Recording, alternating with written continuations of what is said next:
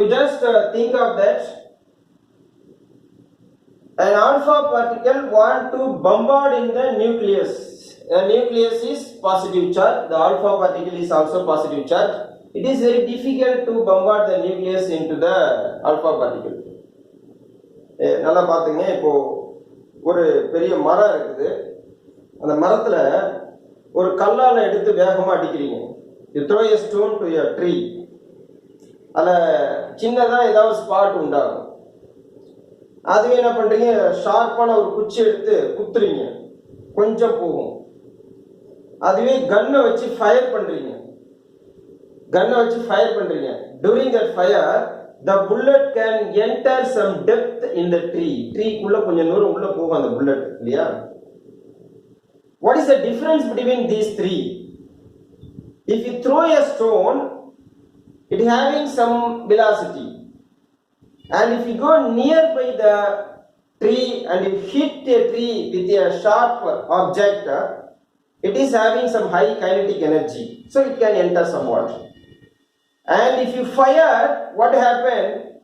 It bullet having high kinetic energy, so due to that the bullet can enter into the tree. So that is the difference.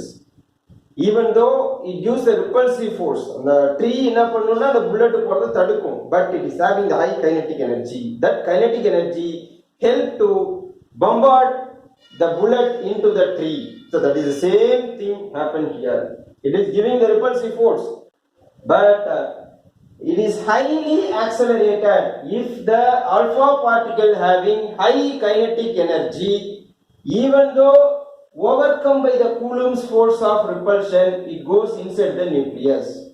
It gives the Coulomb force of repulsion, even it is overcome by the kinetic energy of the particle and move inside the nucleus. So for this purpose, we have to increase the kinetic energy of the particle. There are different methods to increase the kinetic energy of the particle. Linear accelerator, static accelerator, cyclic accelerator are the three types of accelerators are there. Linear, cyclic and static. Now we go to discuss about the cyclic accelerator.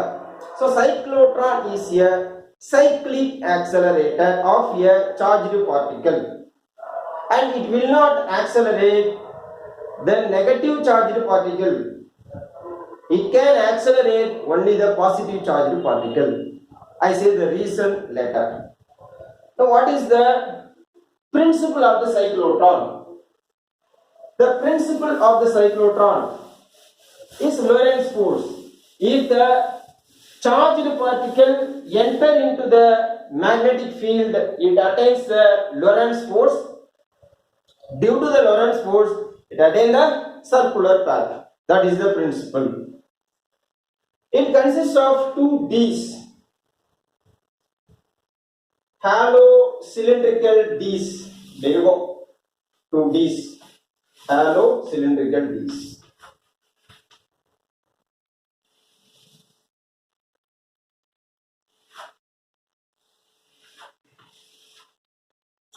More or less nearly 3/4 of this room size, that much big device, and you are maintaining a electromagnet of uniform magnetic induction.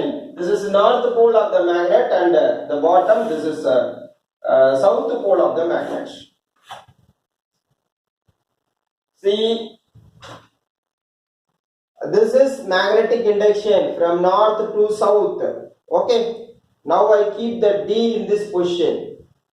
It is perpendicular to the magnetic induction. D enga vekkira magnetic induction perpendicular ah vekkira.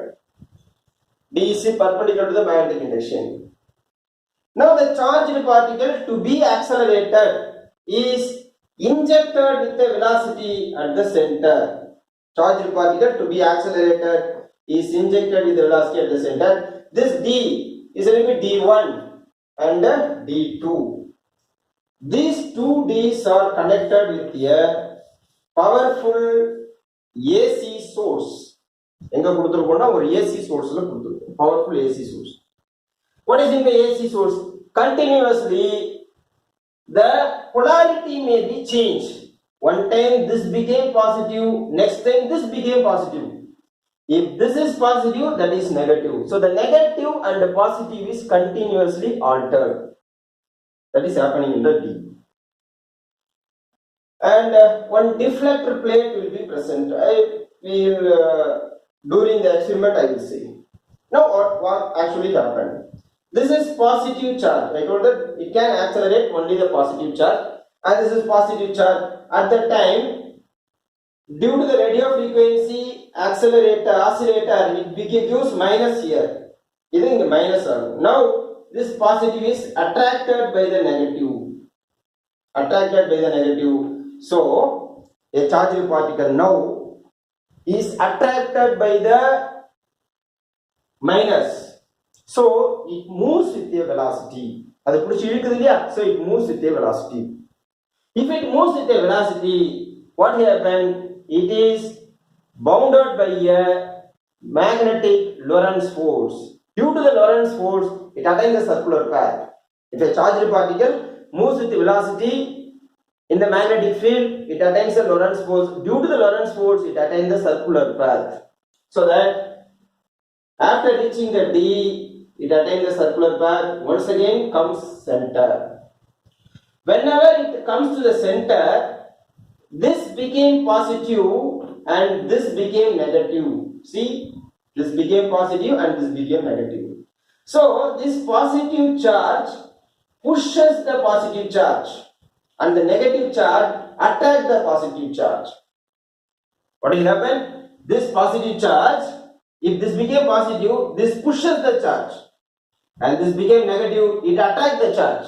Now it reaches with a higher velocity and reaches the D1 once again. After reaching that, once again it attains the circular path and come to the center. When come to the center, once again the D1 became positive and D2 became negative. So that it gives repulsive force, it gives attractive force, and once again the radius increases and reaches D2. When it comes to D2, once again it attains the circular path because of the Lorentz force. See, one point you have to note in your mind. Whenever it comes to center, the polarity may be changed. The polarity may be changed. And the question will arise in your mind. What happens if it reaches here, the polarity change? It will not happen. This condition is a resonance condition. So what is resonance condition here? Whenever the charged particle reaches the center, at that time only the polarity want to change. That is said to be resonance condition. So for each and every time, if it is come to the center, it acquire the energy. Acquire the energy and moves increasing radius. For example, you tie a stone in a pine. You give light energy, so it comes a small circle. And if you increase the energy, so the circle will be greater. If you increase the energy, circle will be greater. So that gradually the radius of the path will increase.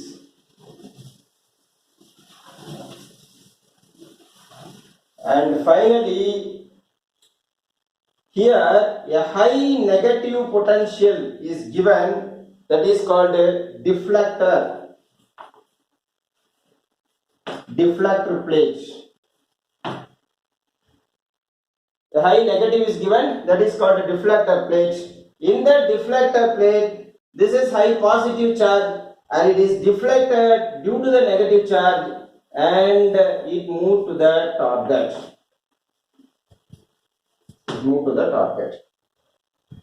Okay, so now gradually the kinetic energy increases, it acquires a maximum kinetic energy and can be taken out from the device and it is moves to the target where the particle want to hit.